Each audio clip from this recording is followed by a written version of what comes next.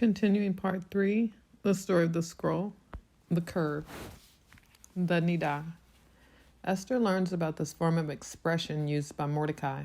What is wrong with the world? Is the world in such a condition that myrrh should look like this?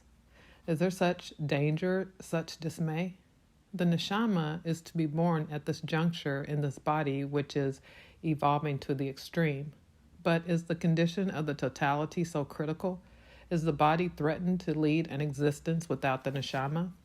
Or is it that the neshama shall find a dead body? A birth is at hand now, and there is impending danger. The world cannot, nor will it bring forth in this way. There is an enormous contradiction. This body does not want a neshama, and without a neshama, it will become a demon. The world seems indeed unable to give birth in this way. Esther is terribly frightened. Ancient tradition has it that she suddenly becomes Niddah, which means that suddenly she menstruated. The layman will wonder about this strange saying. He will even look up in surprise when he reads that the motive of Mordecai's abiding at the king's gate was that he, Mordecai, was doing so in order to learn from Esther whether she was Niddah or no.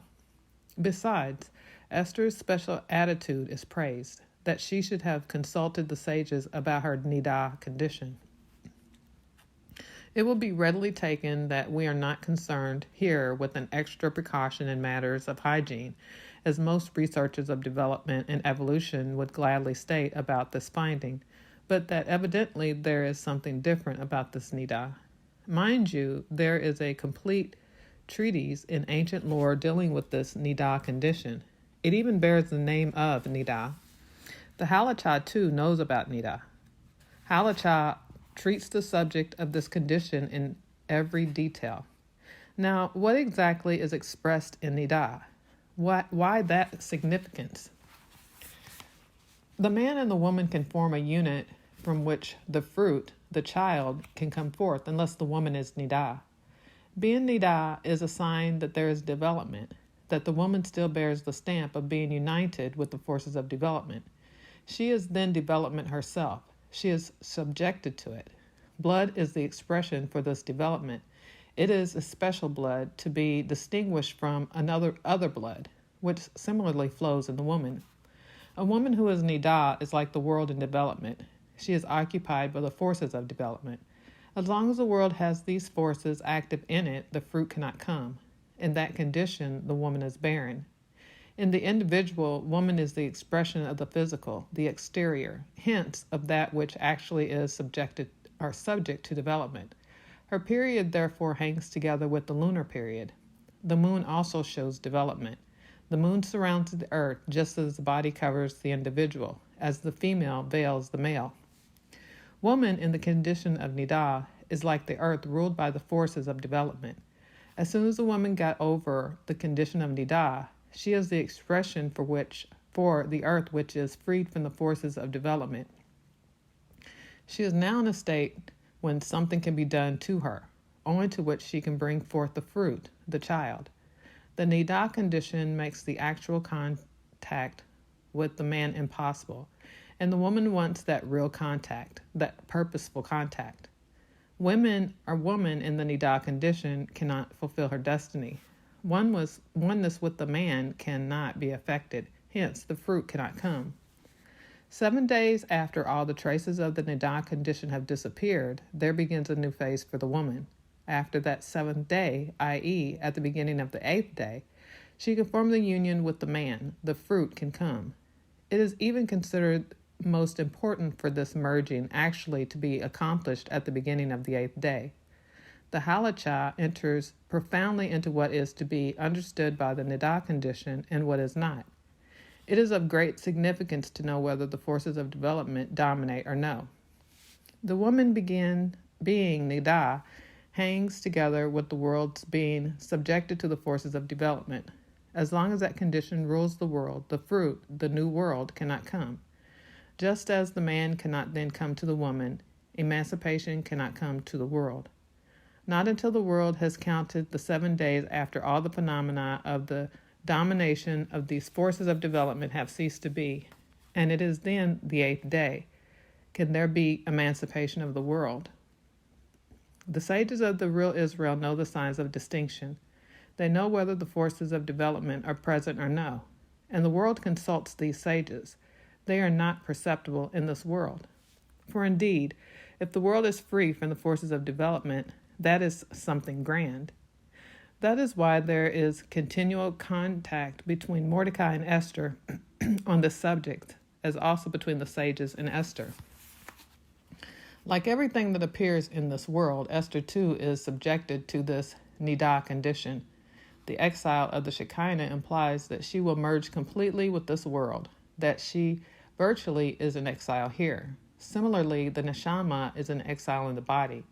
Esther therefore immediately sinks into this deep exile of the Niddah state when she learns that Mordecai sits covered with sackcloth and ashes, with torn garment at the gate of the king.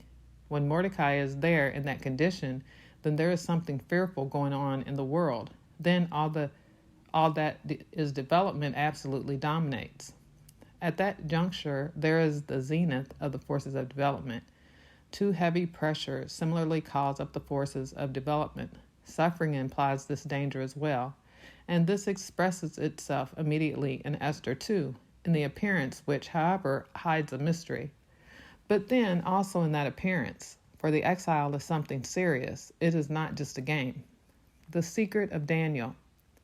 Esther wants to know what is going on there in the outside world, in Shushan. In this world of the exile, everything within the core, within the palace, depends on exterior action. It is the secret of action. It is the leasoth. In order to act, that is, this world has been created. Hatach functions as the messenger. Ancient lore has it that this is the prophet Daniel. In the world of the exile, the prophet Daniel is the connection between the core, the palace, and the world. He formulates the word or words which affect this connection. Haman notices that there exists a connection between inside and outside, that there are words which form this bridge. The force of development at its zenith even acquires a knowledge of this plane. Haman causes Hatek to be killed. Hatek also means cut off. Hatek is cut off by Haman. Amalek sees to it that this connection is cut off, that in the exile the prophet is ruled out, eliminated. The world, subjected to the force of development, kills the prophet. Daniel, as the prophet in the world of the exile, is discovered and liquidated. Together with Daniel, the secret of the connection with the world is lost. Ever since the killing of Daniel, there has been a discontinuance, a recession of level. That is the reason why Daniel in the Megillah is called Hatak, because he is cut off there, because together with him, the connection with the core is cut off. The story of Esther is the story of this exile. The transit of the world of the temple to the world of the exile is formed by the mystery of this cutting off of Daniel. With it, the connection has got lost. It is not the way from one world to another, and it can only be gone if Haman does not kill Daniel. This mystery of the transit also expresses itself in the perceptibility of our times, and it brings with it the intelligible conflict between our secular history and the premondile history of the Word of God. Thus, the destruction of the temple, according to all historians, is in the year 586 BC. According to biblical time reckoning, this would be the year 3173. But if one follows the biblical time reckoning, the destruction of the temple takes place in the year 3338. There is no getting away from the fact, and especially so if one compares this time reckoning with that of ancient lore. Here, in fact, two worlds are in collision. Indeed, who would, if he considered all this seriously, expect those worlds just to pass one into the other in a continuous flow, the world of God's perceptibility and the world of the exile? He that makes the connection is Daniel, but Daniel is killed by Haman. Now this secret of Daniel obstructs this transit. It has got stuck in between. It is not only the transit in time which is now obstructed, but it is also the transit which obstructs the comparison of the phenomena. That is why it is said that the 165 years, which form the difference between 3173 and 3338, are this secret of Daniel. For both dates are real, the former according to the times of the exile, hence according to the time of our world, the latter according to absolute time, according to biblical time. The messenger between these two has been killed by the forces of development. It is another facet of the touch on the upper lip.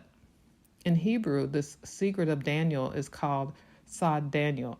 Sod means secret. And the expression of these two words, Sod Daniel, in the world of numbers is identical with the value of 165. The same value which presents itself in the expression of time in years, hence in repetitions and changes. An extraordinary world, this world of numbers, and a most particular language, Hebrew. The messenger Daniel is killed, hence the secret is hidden in the 165 years. Here too, Esther, Niddah, bridging now forms part of acting for nothing.